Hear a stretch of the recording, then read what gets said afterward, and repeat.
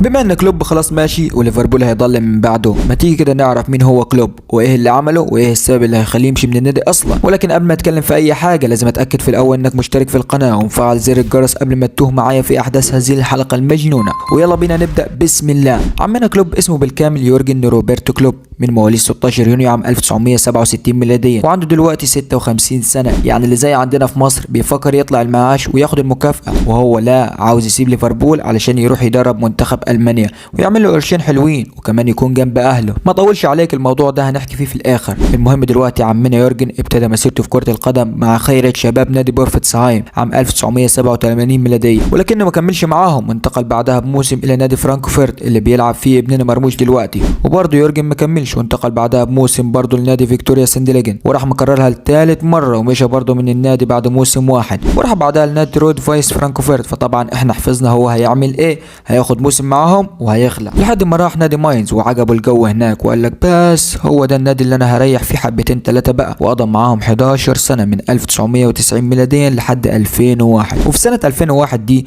نادي ماينز مشى المدرب بتاعه ويورجن كلوب اعتزل اللعب، وهو من زمان بيحلم بموضوع التدريب. فطبعا ايه بقى، مين اللي يمسك الفريق؟ وبالفعل كلوب مسك نادي ماينز، وفي اول موسمين ليه قدر انه يحقق المركز الرابع في ترتيب الدوري الدرجه الثانيه الالماني، لحد ما جت سنه 2004 وقدر كلوب انه يحقق اكبر انجاز في تاريخ نادي ماينز وقتها، وبيصعد بيهم الى البوندسليجا لاول مره في تاريخهم. وقدر كمان في اول موسم ليه يوصل للمركز ال11 في الدوري، وكمان قدر انه يشارك في كاس الاتحاد الاوروبي بعد ما حصل على جائزه اللعب النظيف من الاتحاد الالماني. ما حضروش اللعب النظيف بتاع راموس والله. المهم عمنا كلوب حقق انتصارين في البطوله دي، ولكن الفرحه ما بتكملش ويخرج في المباراه الثالثه على يد نادي اشبيليه، وبعدها يرجعوا للموسم الثاني ليهم في الدوري، وللاسف برضه بياخدوا المركز ال16 في الدوري وبيهبطوا تاني لدوري الدرجه الثانيه بعد عدم تقويه الفريق بلاعبين مميزين. مرزوق كلوب بالادارات البخيله والله. المهم بيوصل للمركز الثالث في الدوري وكانوا على وشك الصعود مره ثانيه، ولكن نادي كولوم فرق عنهم بنقطتين واخذ منهم المركز الثالث، لحد ما كلوب زهق وقرر انه يمشي من النادي سنه 2008. ولكن عمنا كلوب ما طولش في قعده البيت وطلع على طول في نفس الموسم لنادي بروسيا دورتموند، واول صفقه جابها هي محمد زيدان والمدافع نيفين سبوتيتش بعد ما كان مدربهم في نادي ماينز. وعمنا كلوب قال لك يابا كده مرضيه، ويلا بينا كده نشوف الدوري ده بيقول ايه، وبسم الله جاب معاهم مركز سادس في اول موسم ليه. هتقول لي طب هو ده مركز بالنسبه لنادي دورتموند؟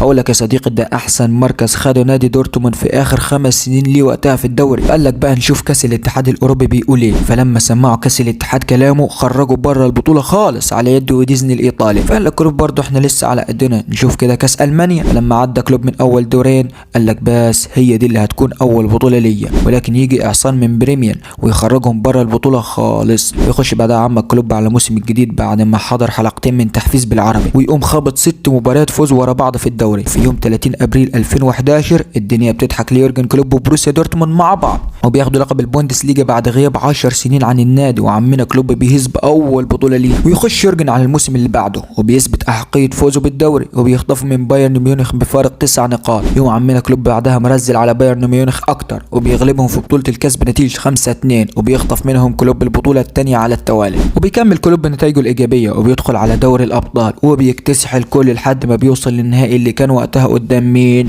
قدام الجار اللي مستني يرد الكف اللي عطاه له يورجن كلوب مرتين. وبالفعل بيدخل المباراه وبينجح بايرن ميونخ انه يرد الكف وبياخد دوري الابطال للمره الخامسه في تاريخه. وبيدخل بعدها كلوب للموسم الجديد وبينهار تماما قدام بايرن ميونخ اللي بياخد منه الدوري فارق 20 نقطه وكمان بياخد الكاس. لكن كلوب ما سكتش على الموضوع ده واستناهم في نهائي كاس السوبر وعلم عليهم باربع اهداف مقابل هدفين، ونجح انه ياخد بطوله من تحت ايد البايرن في الموسم ده. ويكمل يورجن كلوب مع بروسيا دورتموند موسمين كمان، ولكن ما حققش خلالهم اي حاجه نهائي، ويقرر انه يمشي سنه 2015 بعد 7 سنوات قضاهم داخل جدران نادي بروسيا دورتموند، ويتجه بعدها الى معشوق الجماهير نادي ليفربول واللي كانت افضل مسيره تدريبيه ليورجن كلوب في تاريخه. وقع يورجن كلوب مع نادي ليفربول يوم 6 اكتوبر عام 2015 اول عقد تدريب ليه خارج المانيا، ومع اول موسم ليه قدر انه يوصل لنهائيين واللي هم نهائي الدوري الاوروبي ونهائي كاس الرابطه. ولكن برضه كلوب كان خايف من الحسد وان الناس تقول عليه انه حقق بطولات بسرعه، فقرر انه يخسر نهائيين. فطبعا ردة فعل اداره إدارة ليفربول إنها تمشيه، ولكن يا صديقي هم حسبوها وقال لك إحنا صرفنا وجبنا مدرب بفلوس دلوقتي نمشيه؟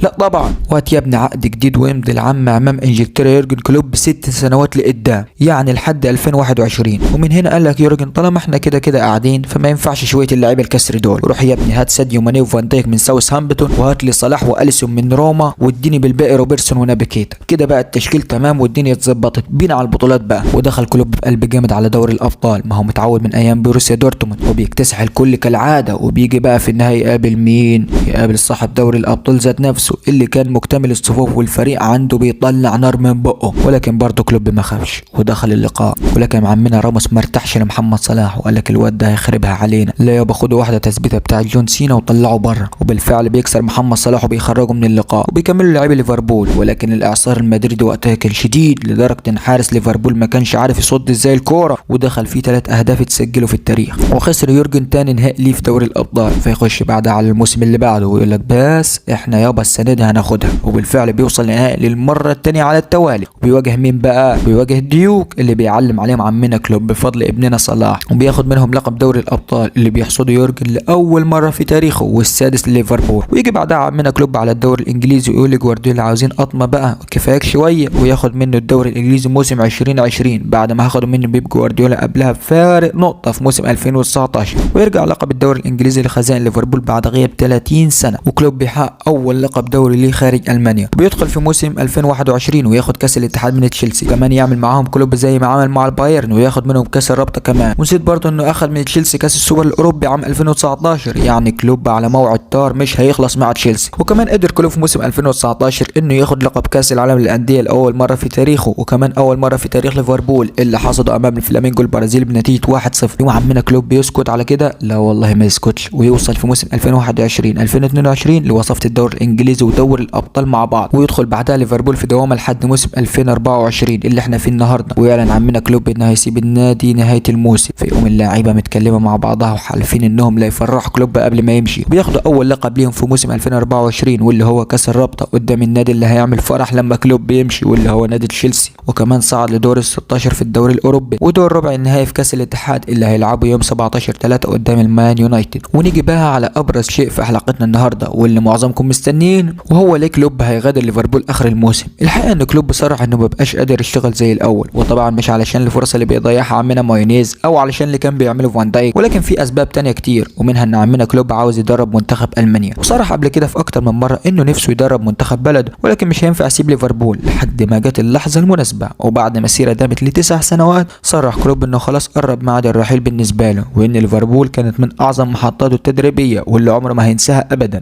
قولوا لنا في التعليقات هل ليفربول هيقدر يعوض يورجن كلوب؟ ممكن مدرب يجي يحقق انجازات لليفربول اكتر من الالماني؟ وهل قرار يورجن بالرحيل عن الريدز هو اصح اختيار؟ انا عبد الله سلطان، السلام عليكم.